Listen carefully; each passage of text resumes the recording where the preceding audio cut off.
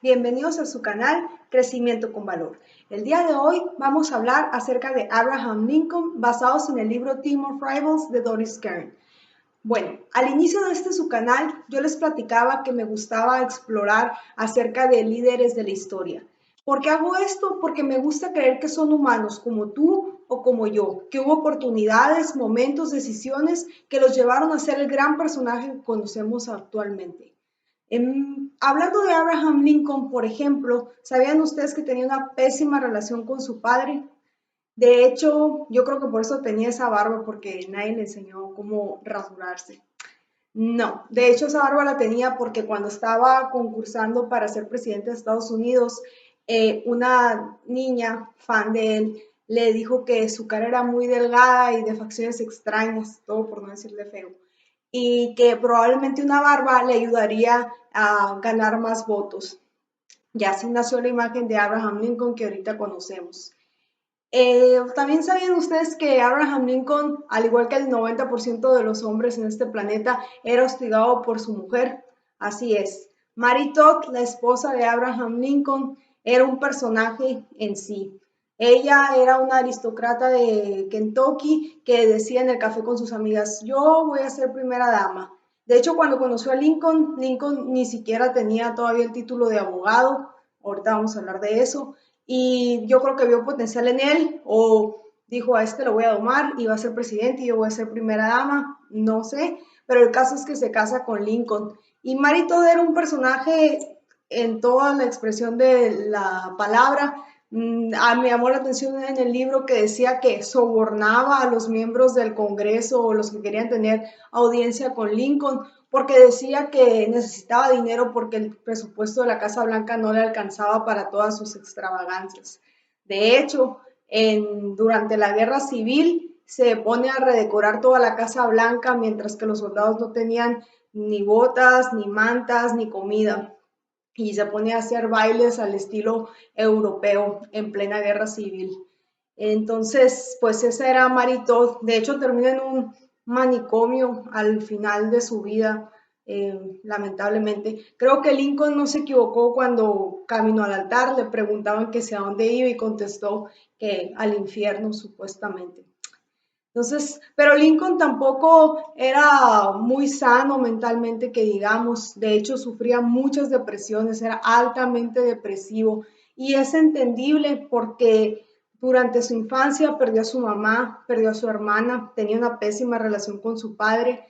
En la adolescencia pierde al amor de su vida, luego pierde a 2 de sus 4 hijos. Entonces, todas esas situaciones lo hacían muy depresivo. En una de sus peores depresiones, precisamente cuando se iba a casar, sus amigos le retiran todos los objetos punzocortantes de su casa por miedo a que se quite la vida. Y Lincoln les dice, no se preocupen, no me voy a quitar la vida porque no he hecho nada importante para cambiar este mundo.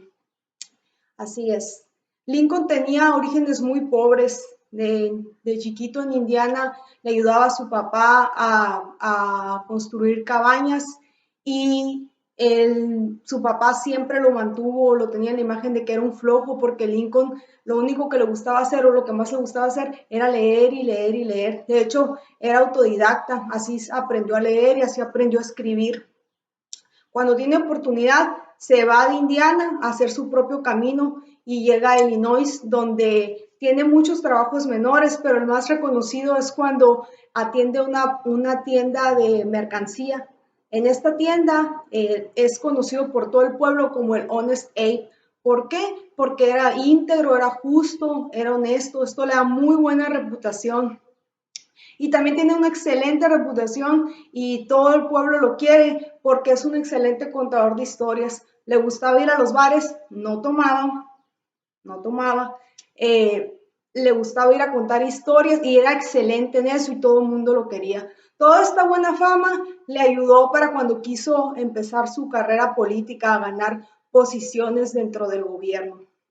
Lincoln crece, estudia para abogado, se recibe como abogado a los 38 años, se casa con Mary Todd, tiene hijos y continúa con su carrera política y su carrera de abogado. Mantiene muchos puestos dentro del gobierno, pero el que le da más proyección es cuando gana la posición del Senado por el estado de Illinois.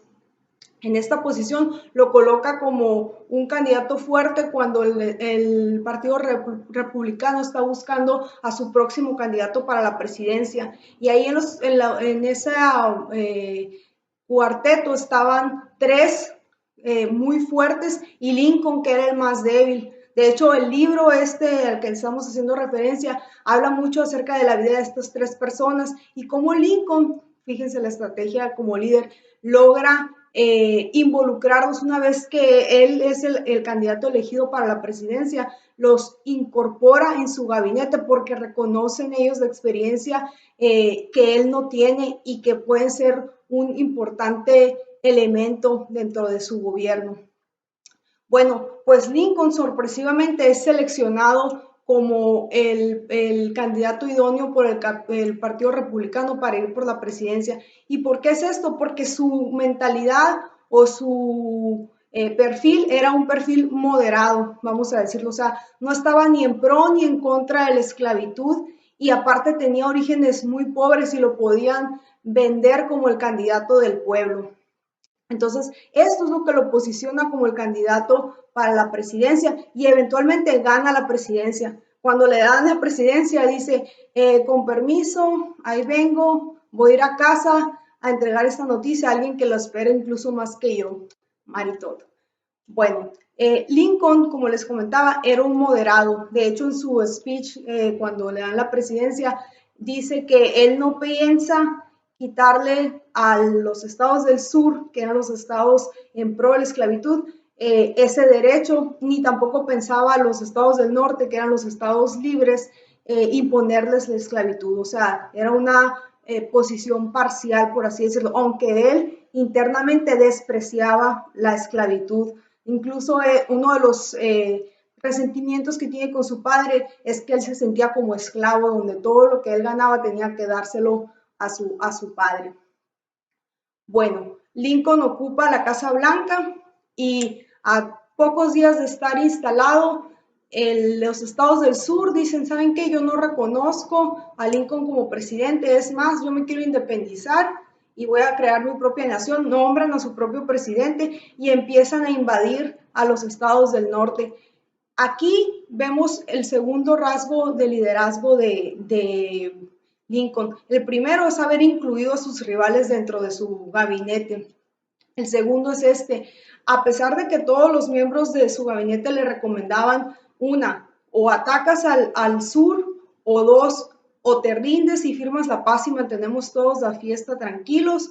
Y él decidió una tercera que ni siquiera estaba recomendada. Él dijo, voy a esperar que los del sur sean los primeros en atacar, yo responder y así tener el voto del pueblo. ¿Por qué? Porque él iba a ser la víctima, la Unión iba a ser la víctima, el ejército de la Unión, que eran los estados del norte, ¿verdad? Bueno, la guerra civil estalla, empieza, y vamos a hablar del tercer rasgo de liderazgo que presenta Lincoln dentro de su gobierno. Tenía a cargo del ejército de la Unión a un general McClellan, que este general era el típico colaborador que vamos a decir que nomás no del ancho. O sea, Lincoln le pedía resultados porque estaban perdiendo y perdiendo batallas y las respuestas de él eran, no, es que me hacen falta soldados, no, es que me hace falta equipo, mis caballos están cansados. El caso es que no ganaba ninguna batalla y no se veía movimiento. ¿Saben lo que hace Lincoln? Lincoln le dice, ¿sabes qué?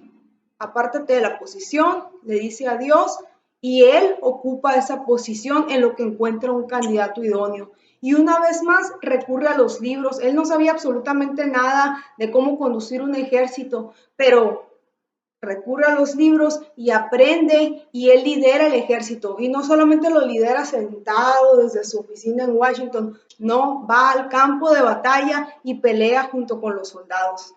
Entonces, ese es otro rasgo fuerte de liderazgo que vemos en Lincoln. Y esto es algo interesante. Lincoln no tenía una postura clara acerca de la esclavitud, una postura política de, ¿saben qué? La Unión va a liberar a todos los estados del sur esclavos y la esclavitud se va a abolir. No, su principal interés con la guerra era que la Unión ganara. ¿Por qué? Porque él quería unificar a Estados Unidos de vuelta. Sin embargo, ve una oportunidad de unir los dos francos. Dice, bueno, si la Unión gana, yo voy a abolir la esclavitud. Y si prometo esto, voy a tener el apoyo de todos los afroamericanos para que peleen junto conmigo en contra de los estados del sur y así ganar la guerra. Pero no era esa su postura inicial. De hecho, hubo un momento en el que él apoyó la idea de mandar a todos los afroamericanos que se encontraban en Estados Unidos a las colonias de Sudamérica. Bueno, ya sabemos que eso no sucedió, se fue por la idea de abolir la esclavitud y así gana la guerra civil. Y al terminar la guerra civil, después de la batalla de Gettysburg y después de su discurso famosísimo que dura menos de 3 minutos, donde promete que ningún hombre en Estados Unidos, dependiendo de su sexo, raza o religión, puede ser esclavizado. Todos son libres y tienen el derecho de buscar su felicidad, así como lo prometieron los padres fundadores de ese país. Pues Lincoln gana la guerra, es reelegido como presidente y está a punto de empezar una nueva etapa en su vida cuando decide relajarse y va al teatro. Lamentablemente ahí termina la historia de nuestro gran líder que es asesinado por una persona que era actor y que estaba en contra totalmente de la política de Lincoln. Lincoln fallece y lo importante de su vida es que dedicó toda su vida, todo durante la guerra civil, no durmió, no comió, de hecho adelgazó como 20 kilos, a pesar de que murió su hijo favorito, la depresión no lo llevó a tomar decisiones en contra de su objetivo, que era ganar la guerra civil, y entregó toda su vida al punto de enfrentarse en el frente de batalla por ese ideal. ¿Cuántos de nosotros estamos dispuestos a hacer todo eso por algo que creemos?